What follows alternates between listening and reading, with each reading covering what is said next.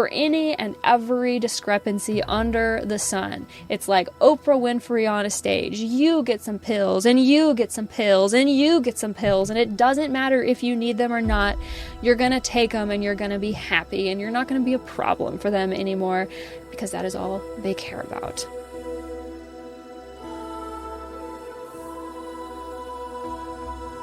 Consider this episode your introduction to the topic of drug abuse in Opus Dei. If you are not currently up to speed on the conversation surrounding this organization and the plethora of accusations of human rights violations that it is currently facing, consider subscribing.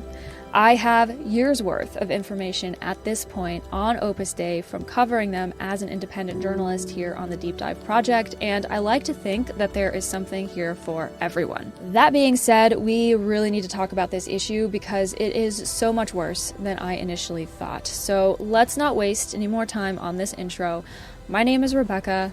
Welcome to the Deep Dive Project.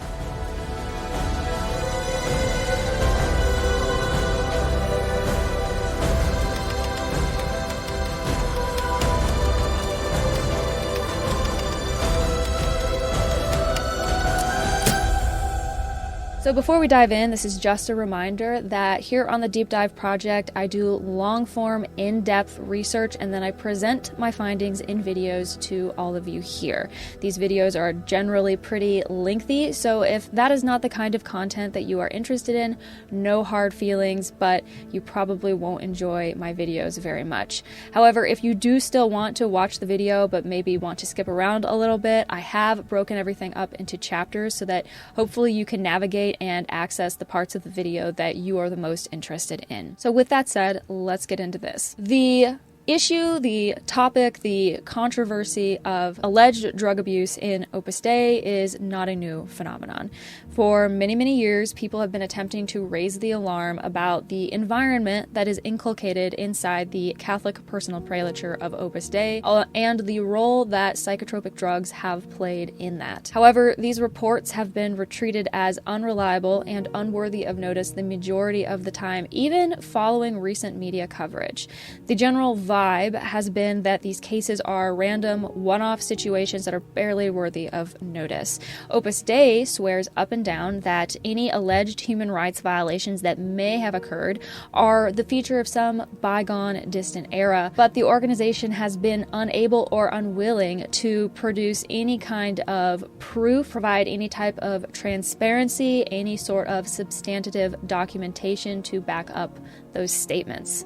It is becoming increasingly clear, at least in my opinion, that Opus Dei is skating by on the thinnest of semantics and relying on a campaign of suppression and deflection to keep its name clear, but that it is beyond unreliable and untrustworthy. Furthermore, alleged abuse of psychiatric medicine within Opus Dei has become widespread enough to warrant being featured in the 2023 International Ecclesiastical Institutional Complaint against Opus Dei for regulatory fraud, which was submitted to the Apostolic Nunciature of the Holy See in Spain by Antonio Moya Somalinos. I went through that entire document late last year, and I actually pulled it out again today for this episode. I still have all of my tabs, all of my notes, all of my highlights. So if you haven't seen that video yet, go back and check it out. I go through this thing line item by line item, so if you really want to know what's in there, you can watch that video, and I like to think that I did a pretty good job of breaking everything down. But I wanted to come back to it today and read through what the authors wrote on the subject of alleged drug abuse in Opus Dei, because it's pretty damning. So the authors state, the most painful consequences of the abuse present in Opus Dei are perhaps the suicides and the people who have abandoned the faith after leaving the institution.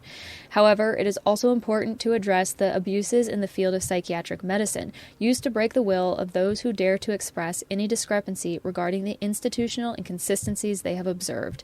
These abuses are abundant, and their effect translates into the generation of depression in members who previously enjoyed good health and psychological balance. So, based on the language used here, Moya et al. Are taking the position that the abuses in the field of psychiatric medicine in Opus Dei specifically are abundant, and that they are used to break the will of anyone who dares to raise any concern or issue with the organization, and that because because of the abuses of these drugs, the fact that members are being placed on them when they don't need them, at doses that are too high, in an effort to suppress and control the will of the individual, the free thought of the individual, people are developing depression and other mental illnesses as a result of their interactions with this organization.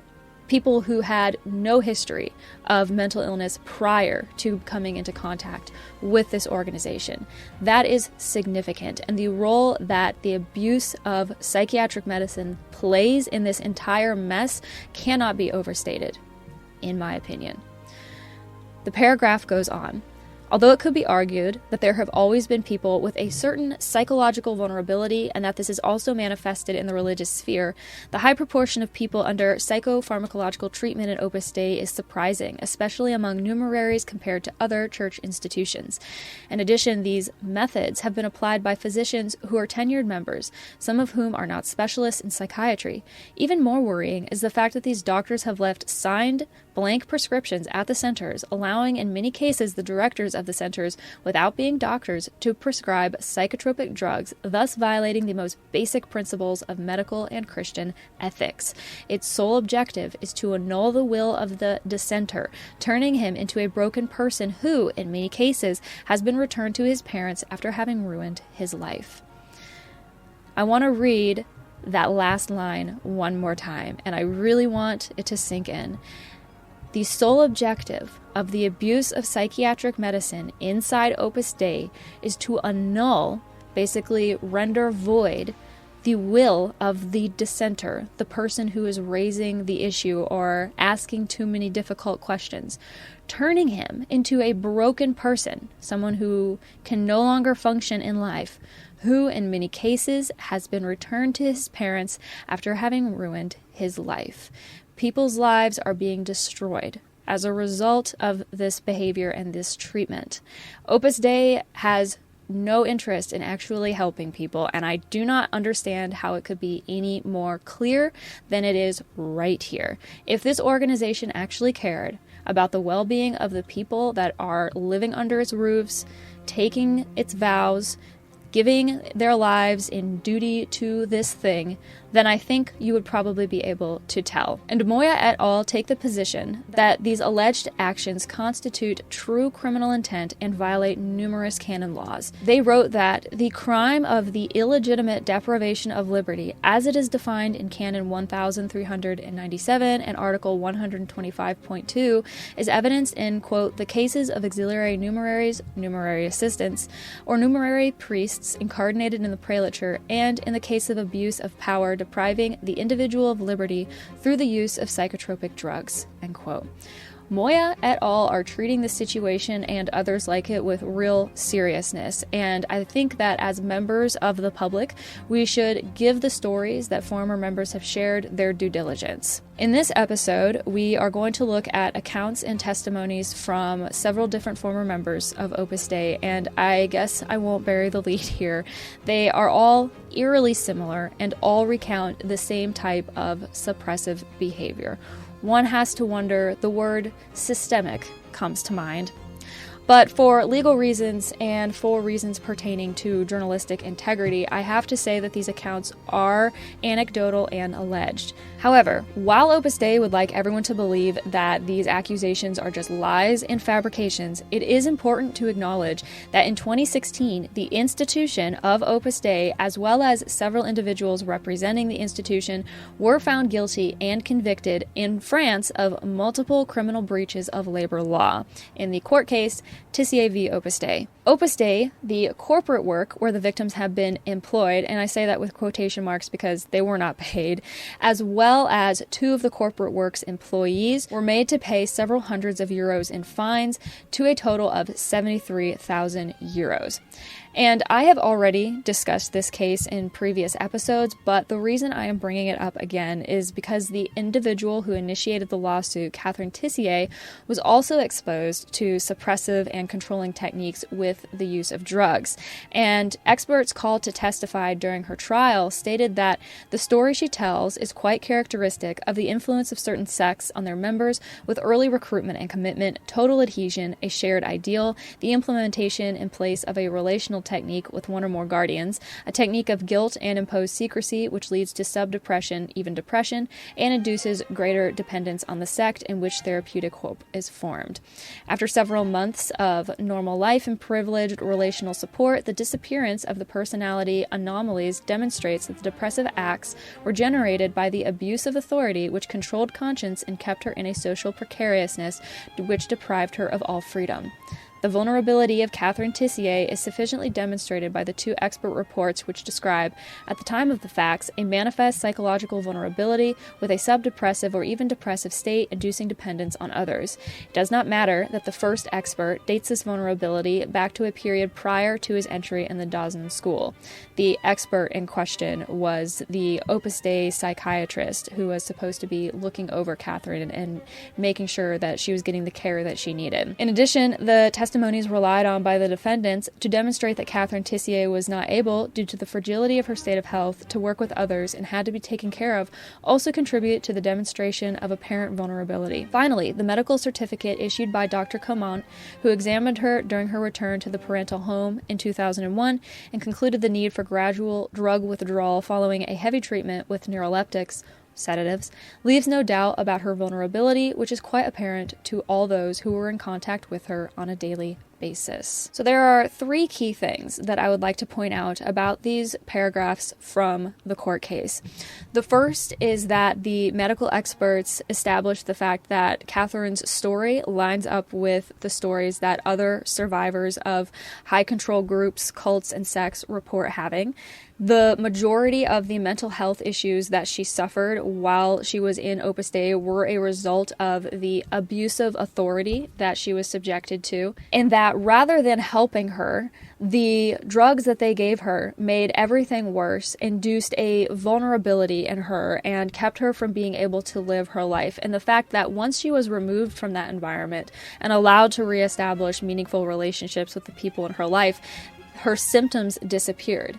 And that points to this institution and this organization being the culprit and the problem, not the individual themselves. I think it is really important to keep that in mind, and that is a fact which will continue to be emphasized throughout the rest of this episode. And I have quite a bit of documentation about Tissier v. Opus Dei, including an unofficial English translation of the French court case and a Q&A document that breaks down the facts and findings of the case, and those are linked down in my source document in the description of this video. So if you're not familiar with this case and you would like to learn more, those two documents and the couple of videos that I've done will probably get you caught up to speed. But I bring it all up again today because it is such an important case. It establishes precedent for holding not just Opus Dei's corporate works responsible, which Opus Dei claims to have no interest or attachment to, but also the organization as a whole, which is a huge problem.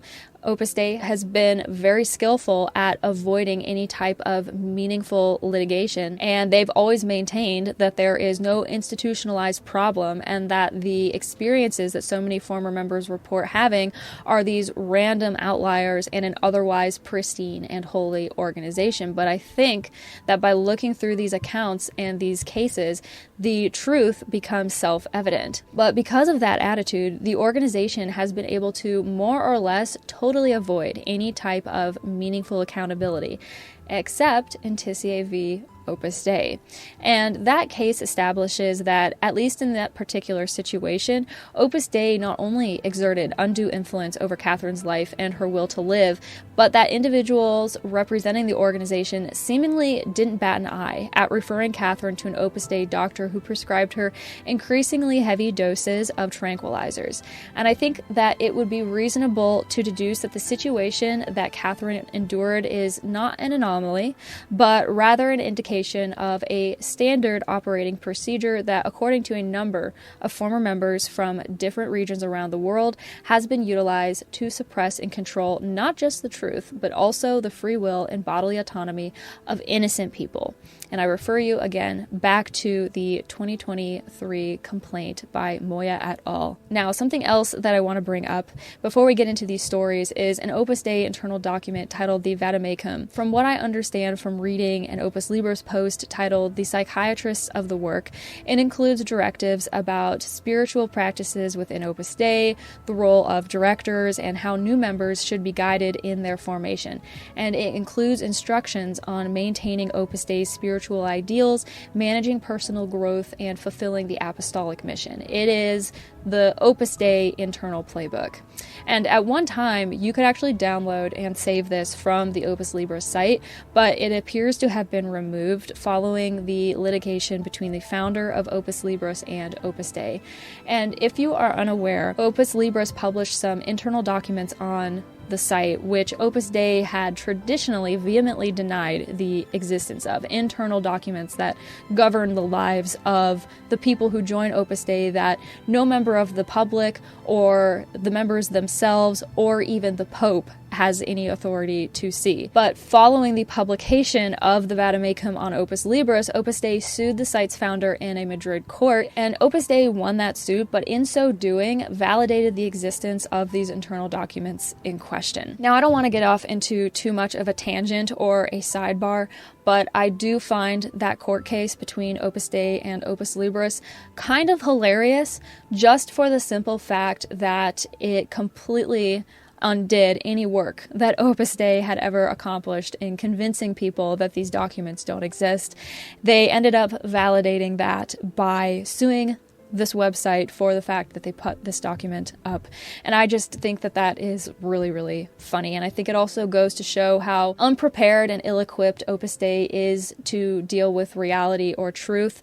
And I guess that kind of stands to reason because their entire business model seems to be built on lies and fabrications and obfuscations of reality. So if you refuse to even acknowledge those things, you're not going to be able to contend with them, even when they're staring you straight in the face. Anyway, in this article on Opus Libris, the author used a passage from the Vademecum to illustrate his allegation, which is that a psychiatrist operating within Opus Dei is a whistleblower, something the Vademecum seems to encourage. The quote that he cites states that, in these cases of depression and exhaustion, one should consult an experienced and prudent doctor, better if they are a member of the work. It is very important to inform the directors in order to provide effective help to those who need it. This quote leaves the impression of an institution with a vested interest in inserting itself between a patient and their doctor and into the decisions that are made concerning the health of that patient. And that is just so wrong on so many different levels. Now, since Opus Libris published this back in 2004, it is possible that the Vademecum has been revised or is no longer in use at all, and so that attitude is no longer present. But I find that pretty hard to believe for three main reasons. The first is that I have heard firsthand accounts from former members who hold that the organization is incapable of changing, does not want to change, and believes itself perfect in every way as a divinely inspired institution. The second reason is because of an excerpt from the Vademecum, which states that everything written in the Vademecum is in both substance and form, not only good and noble, but holy. In all these notes, the exclusively supernatural nature of this work is reflected, the Spirit willed by God for Opus Dei. That statement paints the organization into such a corner because it is unable to acknowledge wrongdoing without invalidating this and every other statement citing Opus Dei's divine origins. And the third and final reason is because of revelations that are shared in the 2023 complaint that I referenced earlier, which state, among other things, that, quote, although Opus Dei denies it, any legal solution that is given to them, the leadership of Opus Dei will take as something to cede proceed without conceding with the intention of recovering. They will wait, they openly say so, for this pope or the next one to pass in order to recover what Saint Josemaria Escrivá wrote. This attitude stems from apparent dissatisfaction within Opus Dei's internal government with the sanctions and restrictions that have been imposed on the organization, which they feel force Opus Dei out of alignment with Josemaria Escrivá's intentions. But at any rate, I mention all of this, the statements from the 2016 Tissier case and the 2023 international complaint, as well as the Vademecum, in order to create a general impression of exactly what we are dealing with here. And hopefully at this point in the video, you're starting to realize that this thing is pretty significant. So let's go ahead and get into this thing a little bit more and hear from some of those who allege first-hand experiences of psychopharmacological abuse in Opus Dei. This first account was published in a series of articles on Opus Libris by a user with the handle Novalio La Peña. Since he doesn't reveal his name, I'm going to refer to him as Valio for the duration of this episode. His story lives as a document with the title Autobiography of a Numerary, Men's Branch 2010. And that version contains more details than the individual articles, but I have linked them both in my source document down below. His entire story is 36 pages long if you were to download the PDF, and he begins by writing, "I finally decided to write my story. It is recent, and if I have not done it before, it has been out of fear." He adds that he chose to omit names because he's not interested in fomenting a witch hunt. He wrote, "I am not the one to judge people who have hurt me. I forgive you and wish you the best. But since I don't want others to go through the same thing as me, I have decided to write it." In the first chapter of his account, he reveals that he attended an Opus Dei school, attended Opus Dei clubs, and had several family members who were or are currently still in the organization. And get this, he writes, "Before I was 14 years old, my club preceptor, a numerary, had already raised my vocation as a numerary. And I say, can decisions be made for life at that age? I leave it to your judgment." After 2 conversations with that numerary for more than an hour about why he was convinced that I had a vocation as a numerary, I went to pray and said, yes, I have a vocation. I remember that I was not even 14 years old yet. I had to wait 7 months before I could write the letter asking to be an aspiring numerary, referred to now as a junior candidate. And that's the thing, too. Opus Dei tries to say that, well, if people were recruited at a very young age in the past, that is something that no longer happens. We don't allow people to join the institution until they are the age of legal majority in their country, and that's just the way that it is. But this story did not occur that long ago. Valio was at Opus Dei up until 2010, so that kind of calls into question how uncommon the recruitment of children is today. Additionally, they have this title for kids who are interested in joining Opus Dei called junior candidate. And in my opinion, this is just more obfuscation of the truth. The term doesn't actually mean anything. It's just a word that they made up. And I tend to doubt that there is a whole lot of difference between the experiences that kids are having now with Opus Dei versus what they had a decade or 2 decades ago. That's just my opinion, though. Regardless, at least in Valio's story, I feel like it contributes to the general perception that this organization is targeting children. Because Valio was not yet 14 years old when an adult began to apply pressure, hours worth, according to his account, to convince him of his vocation to Opus Dei. And isn't it interesting that nobody ever realizes they have a vocation to Opus Dei on their own? Somebody has to reveal it to them. Isn't it weird that nobody's able to determine that for themselves? By the time Valio was 19 years old, he had been appointed to a position within the study center that he had moved into after graduating high school, as well as to a position as the director of an Opus Dei House of Formation. He writes, "I was only 19 years old, but I was a 100% Opus person, 100% faithful to what the work needed. There was no time for my things. And I was delighted, for the record. I had been trained for that, and that is what I did." And so, as a malleable and dedicated fanatic of the work, he became the ultimate yes man that the organization demanded that he be. And like he said, he was happy to do it. It was, after all, his vocation. During the ensuing years, he was shuffled from city to city, from internal position to internal position, sometimes straddling multiple positions at once. And he discusses the way Opus Dei moves the goalposts and manipulates members like him. For example, he wrote, "They ask you to be prepared to say yes when they need you as a priest, but at the same time, you have to be prepared if they never call you because they don't need you as a priest or simply think you aren't useful for it. They will tell you that it doesn't matter because the vocation is the same and so on and so forth, but in reality, what they do is simply what is best for them." So whatever Opus Dei asked of him, Opus Dei got, and this included learning new languages, integrating into wildly different cultures, and uprooting his entire life to move to new countries on different continents.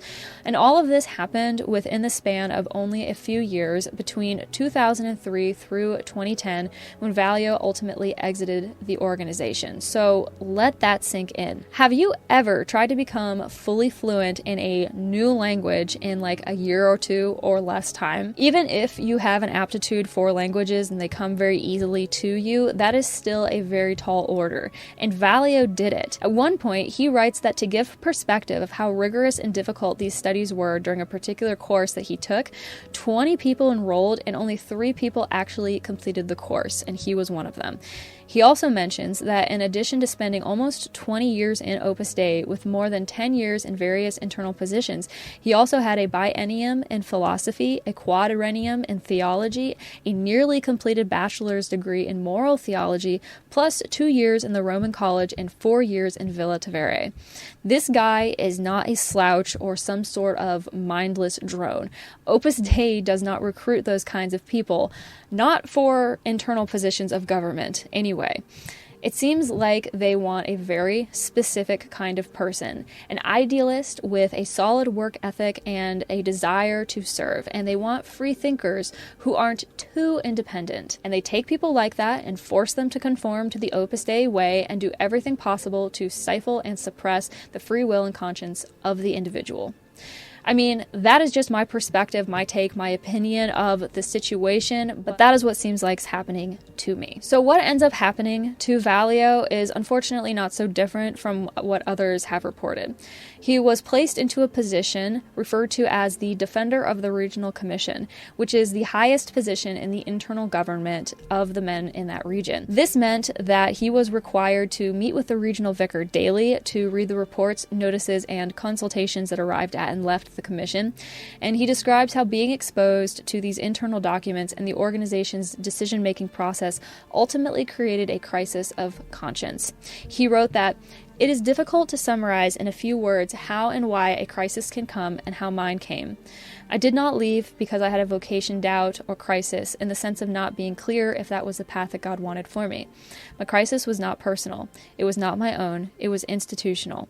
I was willing to give my life to God, but could I really still think that God was there?" And just to insert my own perspective on this really quickly, that perspective and the feelings that he is describing here really resonate with me. This is a topic for another day, but as someone who had to work through and come to grips with the history of a religion that I had been raised in from a child and taught to love and respect, I really relate to what he is saying here about how the crisis wasn't personal and it wasn't about faith in God. It was about faith in an institution that he had become aware of was morally corrupt from the inside out.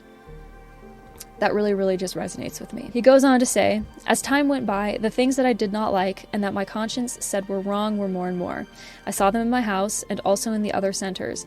I heard them when people spoke to me or consulted me, but I denied them. I was convinced that the work was perfect, and that is why I repeated to myself, the problem is yours. You must be wrong because the work is of God and therefore perfect, and your brother directors in Rome know all the regions well.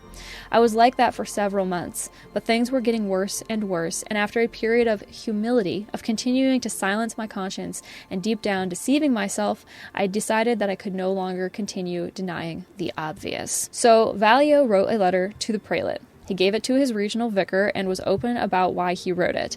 But all he received from Rome were crickets, so he wrote a second letter. He gave it to his regional director again, and they spoke at length about it. But rather than receiving any type of validation for his concerns or recognition of the issues he was raising, all his regional vicar had to say was, "What you can't say is that we don't strive to do our best." And if by best he means his best not to deal with reality, then I would say that that is very true. After that letter was faxed to Rome, he was summoned there the next day.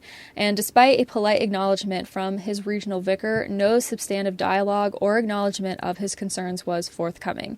Instead, he was just abruptly summoned to Rome under the impression that decisions about his future would be made without his input, which served to only deepen his disillusionment with the organization's decision-making process and commitment to transparency and personal respect. The lack of transparency and respect contributed to the inner turmoil that Valio experienced, sending him on a roller coaster of conflicting emotions, sometimes questioning his decisions to write the letter, and other times reaffirming his commitment to see the issues he had brought up to some type of conclusion. Prior to departing from Rome, Valio learned that an Opus Dei priest that he had known well for many years at that point had been sent to his region on a surprise visit to cheer up the atmosphere, making it clear that the visit was intended to simultaneously bolster morale and downplay any negative feedback. It was, in essence, intended to suppress any concerns, creating a nothing to see here atmosphere.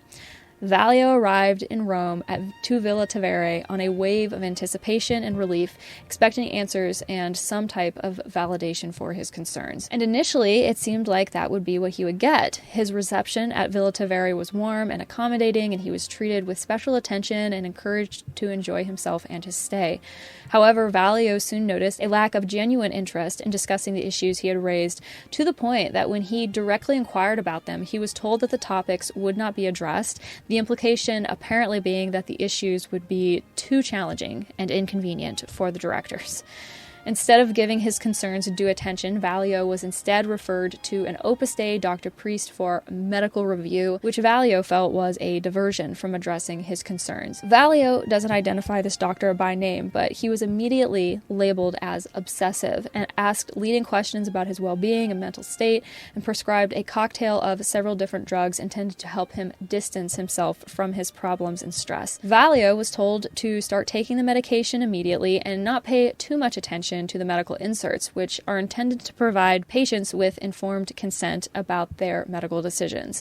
Valio's compliance was expected and contributed to Opus Dei's strategy of managing perceptions and maintaining control. This strategy had several different facets, which Valio described as a minimization of the issues he had raised, with an emphasis that any problems were personal rather than related to Opus Dei, a shifting of focus to Valio himself, in which he was made to believe that he was the problem and that he needed to change, rest, and distance himself from his concerns, exaggerated care and kindness intended to create a sense of belonging so that he would not question or assess his situation critically, which is essentially love bombing, and manipulative conversations intended to manipulate Valio's thoughts and feelings, including any doubts about his supposed vocation and the implication that he would be nothing without Opus Dei. Valio was expected to conform to the organization's expectations, suppressing his doubts and concerns. In conversations with the prelate, Valio was told that he should have patience and adapt to different cultural contexts, further contributing to the atmosphere of suppression and the minimization of his concerns. During and following his stay at Villa Tevere, Valio began to experience dizziness and fatigue. On the plane ride back to his center, Valio had a moment of profound clarity in which he realized that he had been deceived, ignored, and suppressed. His feelings of betrayal deepened. He wrote, "Once again alone with God, I could not deny something that would be evident to anyone's eyes. They have not let you speak. They have not discussed the issues that concerned you, and also they have told you that you are obsessed, and they have even medicated you for that. Why can't you talk about those issues? Didn't they appoint you to be the delegate? So, if they gave you that position, why don't they even listen to what you ask? Isn't it your family? Isn't obedience in the work supposed to be intelligent? You are not refusing to obey what they answer you. The problem is that they don't even answer you. On the other hand, are you really sick? Do you really need the medication? Okay, very well, you are tired and sometimes you have not slept well, but it is normal. Who could go to sleep easily knowing that he is giving his life for something that is not what he thought? Losing sleep over important things is not only normal, but it shows that you really love. But does that mean you're sick? Of course not. You have a very normal life. You have many friends. You do sports 2 days a week. You go out, meet people, study, work, fulfill your plan of life without any problem. You're fine. Valio's decision to leave was made, but it took time for him to fully cut the cord. Before that, he spoke to people that he trusted, family and friends who could provide an impartial perspective and support. Lastly, he spoke with a priest who was not in Opus Dei, but whom Valio trusted. He writes, I told him a little bit about what had happened in my trip to Rome and asked him what he thought. He told me that in all institutions of the church there are problems, that it is normal for there to be misunderstandings, that sometimes things are done badly, but not with bad intentions, that you always have to forgive. I said, yes, I know that, and I would have said the same as you, but the problem is that I have not explained myself very well. Let me tell you better what I mean. And after talking for a long time, I told him, that's why I've come to talk to you, because despite the fact that in the work it is bad spirit to address a priest who is not from the work, I need your advice. What do you think? So, in addition to this priest being flabbergasted that Valio should not be allowed to talk to him, because he is a priest like any other priest in the Catholic Church, he also advised Valio to stop taking the pills and to not take them again. He asked Valio what they were for, and of course he didn't know because he hadn't even read the label. So the priest told him to read it, but to not take them anymore, and he expressed the opinion that the drugs were probably why Valio had been feeling so strange. He said, don't take them anymore, you are healthy. He told him to leave Opus Dei and to not lose the faith. And Valio told him, yes, if I go, it is precisely because if I am still there, either I will really go crazy, because I spend my life denying what is evident and I have to seriously medicate to be able to bear such a lie, or I lose the faith. After what has happened to me, am I going to be able to continue thinking that God is in the church or in any human institution? I thanked him for his advice and asked him to pray for me. He told me that God would help me. I said, yes, I know, but I have to start a life totally from scratch. I do not have a visa to be in this country. My visa depended on them. I do not have a job. I have almost no professional experience, only part-time Spanish teacher for just over a year. I do not have a home or a place to stay. I have no money. Almost all of my friends are related to the work. And his priest friend asked him, why don't you have any money? After all those years there, they are going to help you, right? And Valio said, no. When you leave with nothing. Everything you earned is no longer yours, and if you worked for them, no matter for how many years, you don't get anything either. And his friend said, how is that possible? In my congregation, if a priest leaves for any reason, he is assigned a salary, he is given an amount every month. It is normal. It is a way of thanking them for their work for so many years. Forget it, Valio said. Things are not like that here. Upon returning back to his center, he took the time to actually read his medications inserts, and Valio was shocked to learn that they were intended for conditions that he did not have, such as depression, OCD, bulimia, and epilepsy. Improperly prescribing psychotropic drugs is dangerous and could kill a person. This glaring and unethical situation, coupled with the lack of genuine concern for his and other members' well-being, and Opus Dei's prioritization of its own interests over the happiness and well-being of members' lives, were the final linchpins in Valio's decision to leave.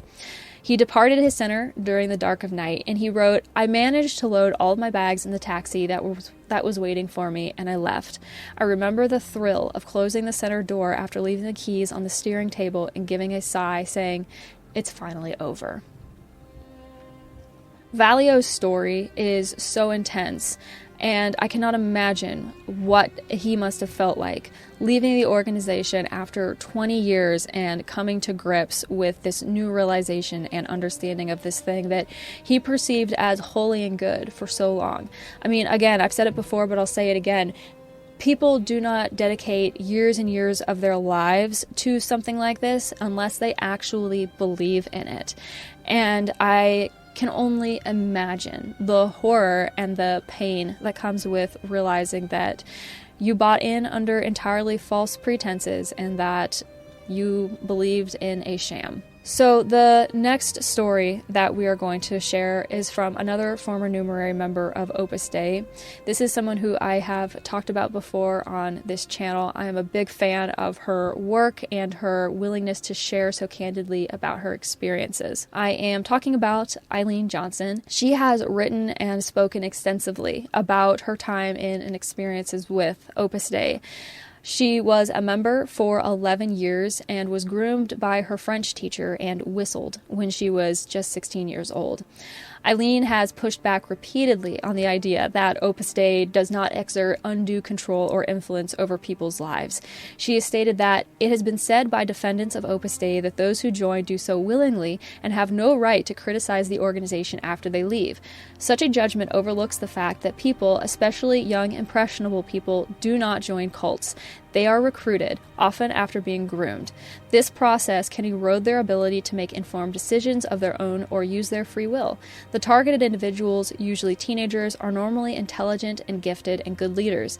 They are made to feel cared for and special. They develop a great sense of belonging to a spiritual family that claims to be destined to transform society by winning people over to the teachings of its founder, Jose Maria Escriva. During 3 of her 11 years, Eileen worked as an assistant directress at a student center. Due to her position, she was able to access information and documentation that the average member or the public do not see. This included the fact that Opus Dei chose to respond to members' struggles by instructing them to go to an Opus Dei psychiatrist, fomenting active distrust of the individual's experiences through gaslighting and shifting the blame from the institution onto the individual. Not only did Eileen witness this happen to others, but it happened to her as well, to such a degree that she questioned her own lived reality and grasp on sanity.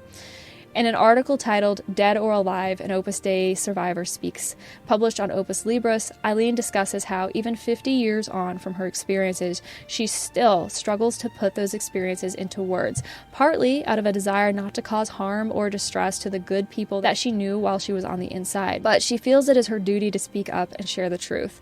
She says, life in the work suits many, but many others, having been recruited too early in their lives, have suffered to varying degrees over time as a result. This was true in my case and in that of many others too. The outcome was deeply damaging for me. Her personal experiences with those representing authority in Opus Dei were, to be quite frank, harrowing and disturbing. She wrote, "At 16, I was a bright and happy student, an all-rounder who loved singing, dancing, and life in general. I wanted to become a language teacher, and it seemed I was poised to move on to a successful adulthood. I had met my first love. This was one of the happiest times of my life. But I was unaware that I was being watched by an Opus Dei Numerary, one of my school teachers, who proceeded to groom me through her friendship. I had never heard of Opus Dei and did not know she was a member. After I left Opus Dei 12 years later, I was a shadow of my former self. I became suicidal, and my doctor said that the only cases he had seen of this level of distress were former prisoners of war. Why? Well, for one thing, I had been on medication prescribed by Opus Dei numeraries, doctors, and psychiatrists for 4 years before I was able to leave. I was one of many treated in such a way. This was unethical. Had I been able to consult an objective doctor, I may well have left 4 years sooner than I did. Independent diagnosis after I left concluded that my problems arose due to the regime I had been subjected to and the cocktail of drugs prescribed. Our GP, Hyacinth Hickey, who on her arrival in the UK from Ireland in the 60s was put in charge of the health of all of us numeraries and assistant numeraries, had prescribed a variety of drugs to several of us. In my case, she tried me on Librium, Tofranil, Mogadon, and Lithium before settling on Valium. When I was sent to Pamplona for a year to study journalism at Opus Dei's University of Navarre, the treatment was handed over to my spiritual directress, a Spanish woman doctor who continued to prescribe Valium to me and medication to another English numerary who accompanied me. I have heard of numbers of former assistant numeraries and numeraries who were drugged in-house by fellow members of Opus Dei in the UK, Spain, North and South America. Many, like myself, were referred to Opus Dei psychiatrists. This was totally unethical, involving clear conflicts of interest. When I was eventually able to consult a doctor in the outside world after leaving Opus Dei, he said that the only comparable case in his experience was that of a former prisoner of war. I have heard similar reports from other former members, particularly those who spent many years in Opus Dei and/or were of a sensitive disposition. A major criticism of Opus Dei, in my experience, is that we were recruited with scant regard for our individuality or for our well-being or personal development. We were, quite simply, used. The recruitment and treatment of the assistant numeraries was a particularly obvious and stark example of this. Yet the systemic exploitation, coercion, and brainwashing of numeraries, specifically in the women's section, was also appalling. For me, the worst thing was the use of friendship as a tool for proselytism. As someone who values friendship greatly, to be without friends over many years was a form of social starvation, so that when I left, I felt dangerously alone in the world. My doctor, very concerned about the degree of my isolation as I approached my 30th birthday, suggested that I contact Opus Dei to see if one or other of my former sisters might come to see me. My mother phoned and spoke to a numerary who had formerly been a close friend of her and our family. She agreed to come and arrived the following day for a brief visit. The next day, she phoned to say she had been instructed not to contact me again. She said she was phoning from a coin box in the street to avoid being overheard. That lady was genuinely fond of me, of my mother and my family, particularly my young nephews. She was the same age as me, had joined Opus Dei at the age of 14, and was popping Valium with alarming frequency. Soon after this, I took an overdose. I remember facing the probability of death, but the prospect of going on existing in such despair, isolation, and rejection was too bleak. After I came round in hospital, my doctor took me off the Valium I had become dependent on. A week later, he commented, now I see the real Eileen. Your eyes have come alive. Opus Dei generates a great amount of fear. It is said that fear is mentioned more often in the Bible than any other word. Fear is a limiting and negative human emotion. According to Christian scripture, perfect love casts out fear. There should be no problem about speaking out one's opinion, offering constructive criticism. In fact, such criticism is a responsible, helpful attitude, though difficult to express and often not well accepted. In Opus Dei, to criticize the perfect work of God was deemed to be down to pride. The day I left, I spoke to the prelate of Opus Dei in Britain in the confessional. I told him that I thought my depressive illness had been wrongly handled by members of Opus Dei prescribing me drugs, and Opus Dei psychiatrists becoming involved, and my spiritual directors going along with the process. Again, he said I was proud to criticize the work. With hindsight, I see I was right. In fact, I knew at the time I was right, though I was too broken to state my case. It took me some 20 years to be able to speak out. First, I needed to recover and live as normal a life as possible. There is something wrong when so many individuals need to remain anonymous and are afraid to speak out. Not that I am saying that wounded former members should speak out. Big priority is recovery and to make available whatever caring support each one may need. However, Opus Dei generates a great deal of fear. The prelature should be obliged to acknowledge serious damage done to many people, so often as a result of irresponsible proselytism that failed to consider the good of the individual. Their tactics are systemic, described by Jose Maria Escriva in The Way and in many internal documents and in his various talks to members. Eileen's experiences are eerily similar to Valio's. Both individuals were true believers in Opus Dei's mission. Both rose to positions of authority within the organization's administration, and for both of them, the reality that they were forced to contend with ultimately became the factor which destroyed their faith in the institution and exposed the true nature of the organization that they had devoted so many years of their life to.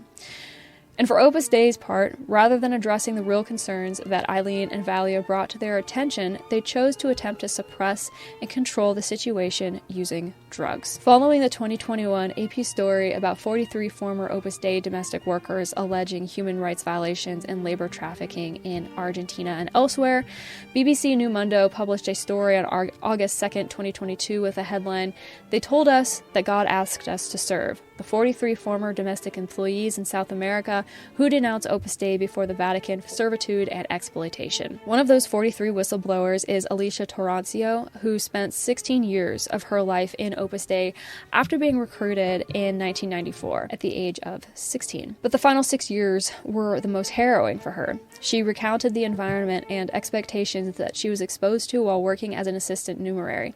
Here are some of her quotes directly from that article. "They tell you that you offer your work to God. I was concerned that I would no longer be able to send money to my parents. They said, you no longer have to worry about your parents. Now your family is Opus Dei." She said, "They cut off ties with your family and with the outside world, but you are also prohibited from making friends with any of your colleagues. They watch you all the time and immediately get your attention. They infantilized you all the time. You had to ask permission for the dumbest things and you had no money to handle yourself." At 22, Alicia was appointed head of the kitchen at Laya, the largest assistant numerary residence in the country, located in the prestigious neighborhood of Recoleta in Buenos Aires. This meant that she was responsible for the menu, shopping, and service for the the 100 Opus Dei men who lived there. The pressure was profound and the weight of the responsibility was crushing. The article notes that in Opus Dei there is a manual for everything, and any questioning of what is lived is addressed as a vocational doubt that has a standardized answer.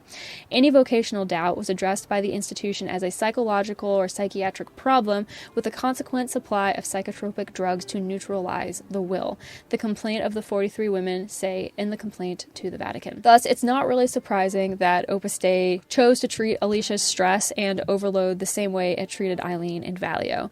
The article goes on to say that psychiatrists and psychologists are always members of Opus Dei. Alicia was first taken to a psychiatrist who told her that she had nothing and was pretending to have depression. What they always tell you is that if Jesus and the great saints endured so much pain, how can you not bear it? Alicia was taken to another psychiatrist who decided to treat her. They gave me pills right away, but it was always something that took effect at first but then wore off. I had to take 7 to 8 pills a day or more. I was a zombie and weighed 45 kilos, which is about 99 pounds, because I couldn't eat. I fell into a well and started having suicidal ideations. Alicia spent 6 years like this. I couldn't get up. I was in such bad shape that they asked my family for permission to treat me with electroshock. Luckily, they said no.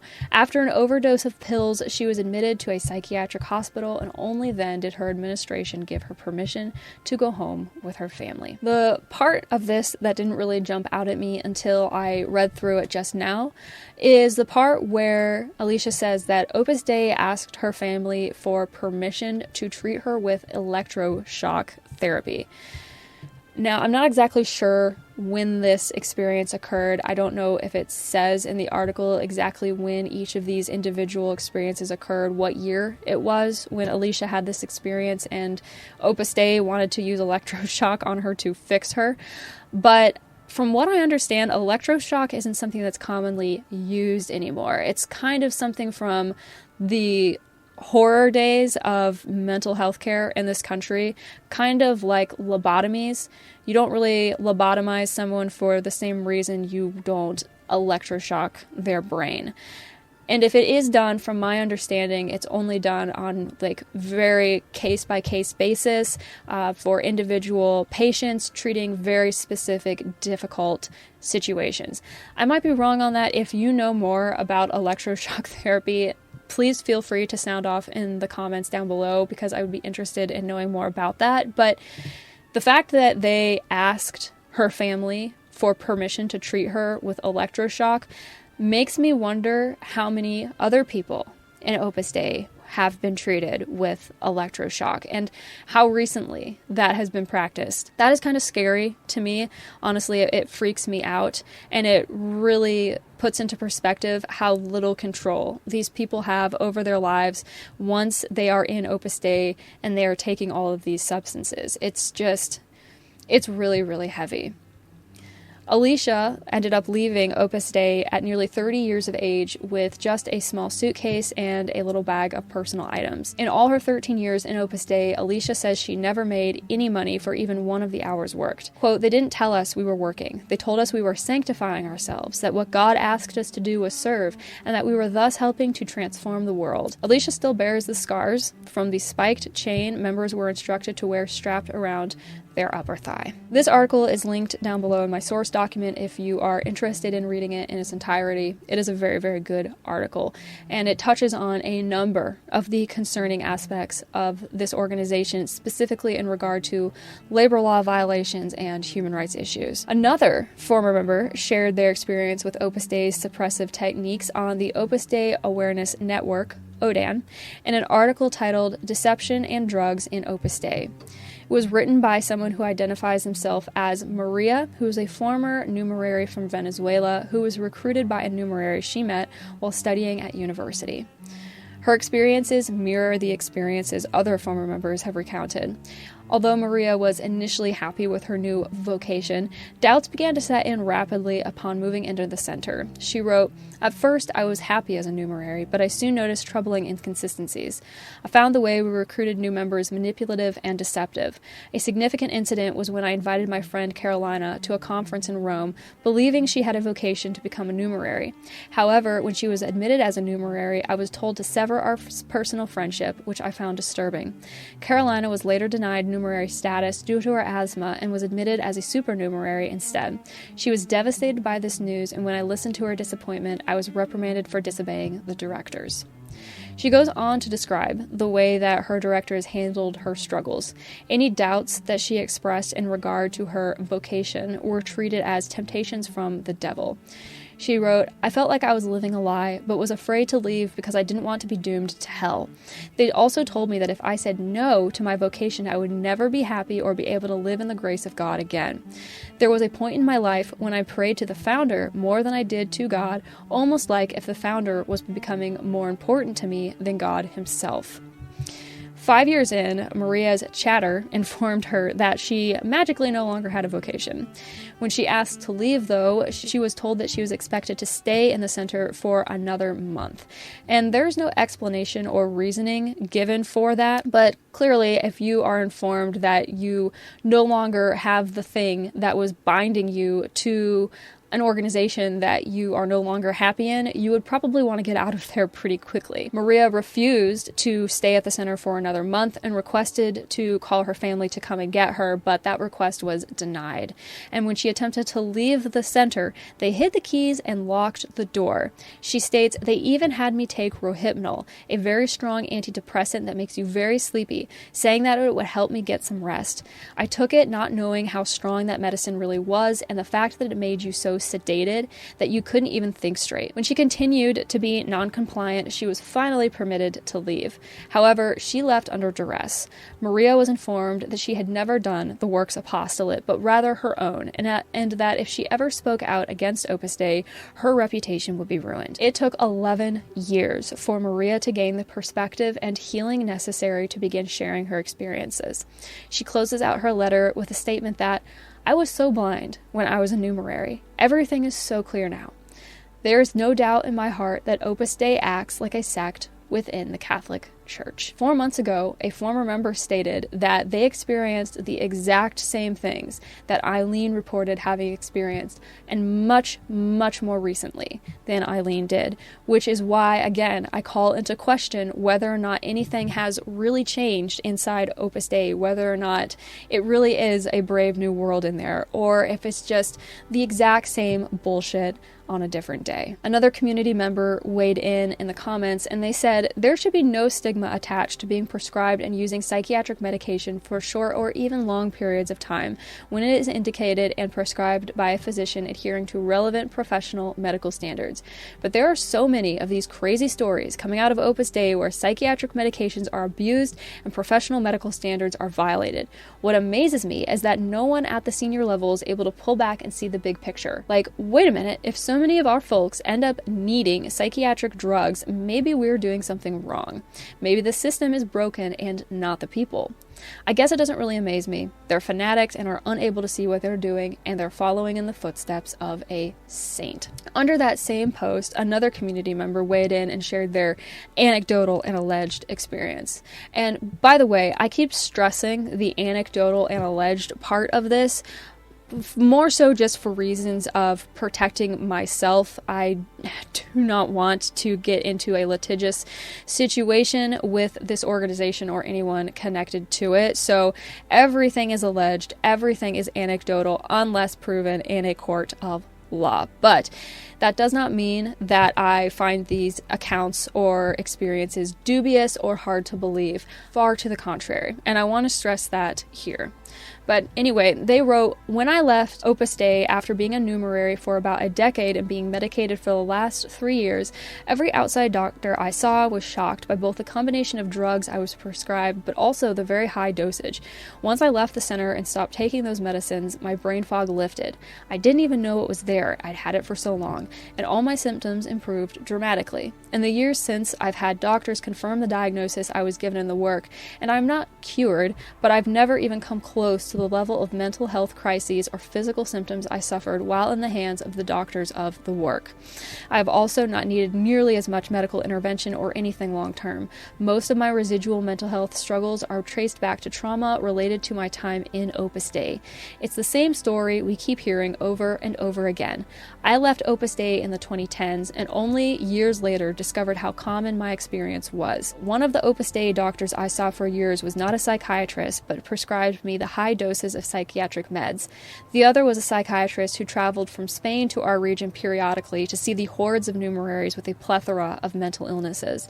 Incidentally, the very first doctor of the work that I ever went to was moderate and prudent. She did not prescribe me anything and wanted to do more tests, etc., but then she left the work. The subdirector of my center at the time made a comment that it's hard for these doctors to be faithful because they think they know better, end quote. And if that quote doesn't just perfectly encapsulate how pompous Opus Dei is in its attitude towards any and everyone, then I really don't know what will. They won't even cede to the educated opinion of a medical professional who is attempting to take care of one of their own people.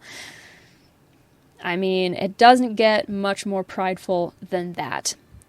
On another post discussing various issues former members have with how Opus Dei is structured and run, several community members weighed in on the use and alleged abuse of psychotropic drugs within the institution, and one individual said, "They are of the opinion that mental illnesses can be managed by drugs. They don't see that many times therapy with a professional counselor is what is needed to talk through root issues, and also that sometimes it could be a diet with too much sugar causing some problems."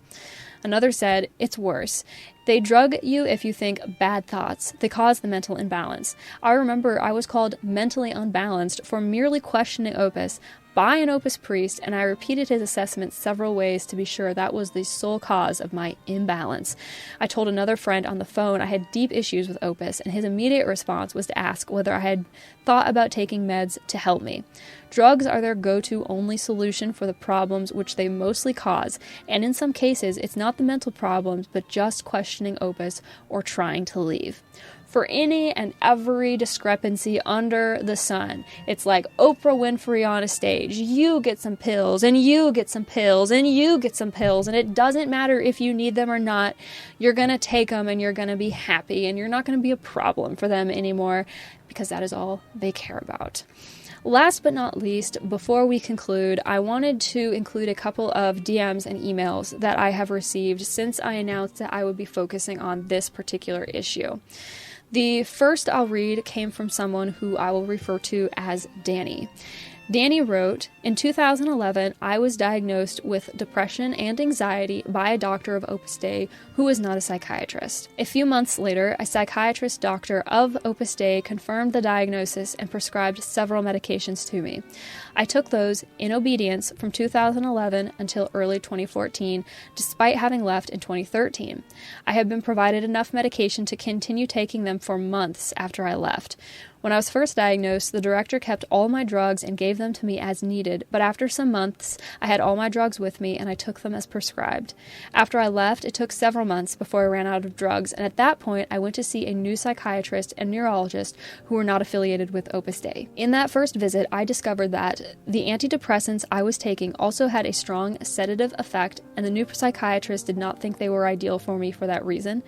That even if the particular type of antidepressants were justified, and the psychiatrist did not think that they were, I was taking a very high dose of the antidepressants, about 3 times the dosage that the new psychiatrist would have considered normal for my symptoms and clinical history, and also for the period of time that I had been taking them. I had several vitamin deficiencies that should have been checked and addressed before prescribing the psychiatric medicines, and in addition to the antidepressants and anti-anxiety medications, I had been prescribed antipsychotic drugs by the Opus Dei doctor. This was also something the new psychiatrist found puzzling. I was discontinued from all previous medication and given low doses of new medication. Most of my symptoms resolved in less than 1 year after I left the work. In the time since I left, while I have had instances of struggling with my mental health, I have not experienced anything close to the seriousness of the mental health issues I had while I was in Numerary. Danny, if you are watching this now, I want you to know that I find what you went through absolutely horrifying, and I want you to know that you have my deepest sympathy. One of the details from her story that stands out to me is the fact that she didn't immediately, automatically have access to her own medication when it was prescribed. They were kept from her and controlled, and she was treated like a child. She wrote in her account about how her director initially kept all of her medication, and I'm speculating here, but I am almost certain that that director was not Dani's legal guardian. Dani was an adult. And again, I am speculating, but I am also equally as certain that the director was not trained in any type of medical care beyond maybe basic first aid and should not have been responsible for doling out these types of substances. The director should not have been standing between Dani and her medication. That's just, it's completely bass-ackwards. Again, this is pure speculation. I, of course, can have no idea because I'm not on the inside, but based on what I have been told by former members, my point is that these directors are not uniquely suited or divinely ordained to be everyone else's big brother, although Opus Dei definitely wants its members to think that they are, but they should not be responsible for the decisions that an individual makes concerning their health and the medications that they do or do not take. They should not be responsible for that. Honestly, the mental picture, what I'm imagining the inside of these centers is like, it's like something out of One Flew Over the Cuckoo's Nest. That is what I am imagining, and that it's incredibly disordered and wrong and unethical on so many different levels. The second message came from someone I'll call T. And T wrote that while at her training center, she was deeply depressed and very homesick, despite the fact that she had left a very troubled home life behind. She often complained to her chatter about different physical difficulties that she was experiencing, like amenorrhea, which is when a woman's period disappears, headaches, painful breasts, and generalized pain in the body. She also mentioned that she was sure she had depression and anxiety, but it took at least 5, if not 6 years before she was finally allowed to see a doctor. And that doctor assured her that she did not have depression after all, but rather PMS. And of course, one of the symptoms of PMS is depression, so T's not really sure why this doctor was so reluctant to diagnose her with depression, except that maybe she didn't like the label. Anyway, she proceeded to prescribe T 150 milligrams of amitriptyline to be taken a day. She never saw a doctor outside of Opus Dei. She was never offered a follow-up consultation with another doctor, and the script was issued dosed to her for the following years that she remained in Opus Dei. She says she thinks it was about 5 or 6, but she can't be sure. She said she was also prescribed saline tablets to see if that would relieve the soreness in her breasts, but it did not. However, it did work to reduce her weight. And T mentioned in another email to me that while she was in Opus Dei, she also struggled with anorexia, which is another symptom, another illness that I have heard of people, specifically women in Opus Dei, suffering from very often. Nobody ever checked on or cared about T. And she says she thinks she understood that she was not going to be taken seriously or given the attention that she needed. The amitriptyline kept her in a zombified and subdued state for the most part.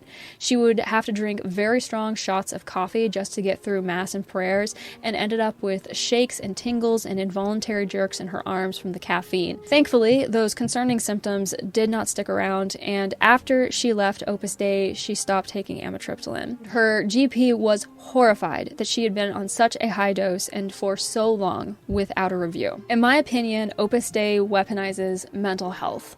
It takes protocols and medications that are supposed to help people and weaponizes them to benefit whatever goal or issue is at hand. Everyone should have access to mental health care resources, but this ain't it. And for what it's worth, no one ever forgets a bad experience, a bad reaction to a medication. Full disclosure here, because I don't think that this should be stigmatized or controversial or seen as problematic in any way, but over the years, I have taken different antidepressants as well, and I've had a couple that I had to stop taking because they simply did not agree with me. They just didn't work with my brain and my body and my own unique chemical makeup. It actually just made everything worse. It would take hours for me to get out of bed in the morning to get my life together. I felt like a zombie. I felt like my head was wrapped in cotton. I couldn't think straight. And this was after only maybe a month or two. I stopped taking the medication after that because I was not willing to put up with the symptoms anymore. Imagine what that would do to a person if you had to live like that for several years, which nearly every experience that we've gone over in this episode, what played out over the course of years of a person's life. I don't think that we can stress how disastrous this type of medical malpractice is. It's tampering with someone's brain chemistry, which is an incredibly delicate balance of hormones that you do not want to needlessly mess with. And I have said it before, and I will say it again. This is how you kill someone, or at the very least, so irrevocably fuck up their brain chemistry that they will never be able to have stable mental health ever again. So it is tremendously difficult for me to come away from reading stories like these and see Opus Dei as anything other than predatory and opportunistic. And I want to be so clear. I have a bias here. My bias is that Opus Dei should cease to exist because, in my opinion, from my position as a third-party outsider never having been involved with Opus Dei, I find these stories compelling and more than a little alarming. I wasn't there, and I have no irrefutable proof that these events took place, that these people have been or are being drugged and deprived of liberty, but when I take in the full picture with everything that I know in full context, my gut tells me that this is all probably true too. In my opinion, from my point of view, pure speculation, We're going to call this episode part 1 of a little mini-series that I am doing on Opus Dei's drug problem. Consider this just the tip of the Opus Dei drug abuse iceberg. I am not doing this to stretch this out to get the most bang for my buck content-wise or anything either. Please know, if I could squeeze all of this into a single episode, I absolutely would. But I'll be honest, I found a lot when I went digging. I found more than I expected to find. I started this research back in September, and here we are, and it's almost the end of the year. But this is so important, and it's a story or a series of stories that I believe deserves to be told. Similar to the Tissier case, it feels like an active effort has been made to keep this situation from escaping Opus Dei's control, and I have to think that it is probably for similar reasons. Opus Dei is allergic to the light of day. So with that said, the next episode will be a deep dive into at least one of the individuals who have been accused of medical malpractice on behalf of Opus Dei. And this is someone who I discovered completely by accident, but he is a piece of work and he deserves the exposure. So let me know if you think you know who I'm referring to. With that said, that is where I'm going to conclude things today. This is a very heavy topic, so I want to remind everyone that if you are in need of mental health support, I have left some resources and links in the description of this episode. Life is hard, but we do not have to go into it totally unequipped, and therapy and counseling can be tremendously helpful tools. So if you need help, please reach out. I also want to acknowledge the slow glacial pace that these videos have been coming out in.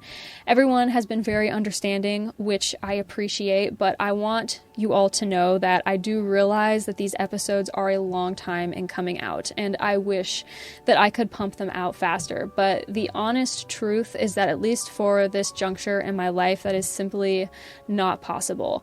I care too much about the quality of the work that I am doing and the research that I present to rush things, and I am just one woman cramming this into a life that is already very full and very busy. So thank you for continuing to show up and watch these episodes regardless of when they can come out. I can't make any promises or guarantees about an upload schedule, but I can promise you that I am always chipping away at the next piece of research, and whenever it is done, I will share it with you here. Thank you for making it to this point in this video and for all of the support. Seeing this channel grow and attract such wonderful, interesting people has been a wild experience. If you haven't already, please consider subscribing and giving this video a big thumbs up. Despite the pace of the uploads, I do have some exciting things on the horizon, and I am hoping that you will want to stick around and see what those are, because I think you're going to be interested in them. Links to connect with me on social media are down below. These videos take a lot of time and energy, and I drink a lot of coffee while I write them, so if you are interested in supporting my work monetarily, you can buy me a coffee for $5, and the link for that is down in the description of this video. You do not have to. It is purely optional. Just interacting with my videos, watching them all the way through, giving them a thumbs up, leaving a comment, just that does so much to boost my channel and the work that I am doing. But I sincerely appreciate everyone who has bought me a coffee up to this point. Those of you who bought me a coffee in the last month are here on the screen, and I would like you to know that I would be happy to get a cup of joe with you anytime. Thank you for being here, and remember, nolite te bastardes carborundorum. Don't let the bastards drag you down.